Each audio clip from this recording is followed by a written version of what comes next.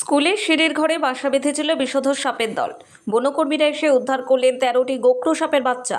জলপাইগুড়ি জেলার বানারহাট হাই স্কুলের ঘটনা। জানা গিয়েছে, বানারহাট হাই স্কুলের দোতলায় ওঠার সেরে নিচের ঘর থেকে শুক্রবার একটি গোখরো সাপের বাচ্চাকে বেরোতে দেখে এক পড়ুয়া।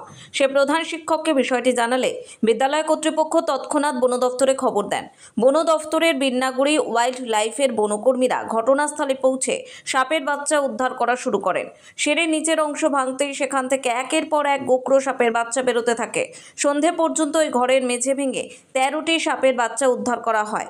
আপনারা ফরেস্ট ডিপার্টমেন্টের থেকে এসেছিলেন বানারহাট হাই স্কুলে, কটা সাপ পেলেন? আমরা এখানে আসছি মোটামুটি আসার পরে প্রথমে পেয়েছিলাম একটা, তারপরে একটুখানি আর হচ্ছে এসে অপেক্ষা করলাম। অপেক্ষা করার পরে একটা পর একটা বেরোচ্ছে এতক্ষণে মোটামুটি 11টা সাপ ধরা হয়েছে। এটা কি সবগুলো কি সাপের বাচ্চা? হ্যাঁ, সবগুলো সাপের বাচ্চা। এটা গোখর সাপের বাচ্চা, একে ইংরেজিতে বলে স্প্যাকটিক্যাল কোবরা। আর এই সাপের হচ্ছে বলতে গেলে ডিম পারে মোটামুটি 25 থেকে 28টা মতন ডিম পারে। আচ্ছা, তাহলে কি এখনো নিশ্চিন্ত হওয়ার মতো ব্যাপার নেই? 11টার মতো ধরা পড়লে আরও থাকতে পারে? তাহলে থাকতে পারে, আর কিছুগুলো অনেকগুলো খোলস যেমন দেখলাম কিছুগুলো বেরিয়ে গেছে, হয়তো বেরিয়েও যেতে পারে বা এখন থাকতেও পারে, পুরো কনফার্ম বলতে পারতেছি না আছে বা নেই। আচ্ছা, আপনারা কোন রেঞ্জ থেকে এসেছিলেন? আমরা বিনাগুড়ি ওয়াইল্ড লাইফ স্পট থেকে এসেছি। আচ্ছা, আপনার নাম? আমার নাম রাহুল বর্মন।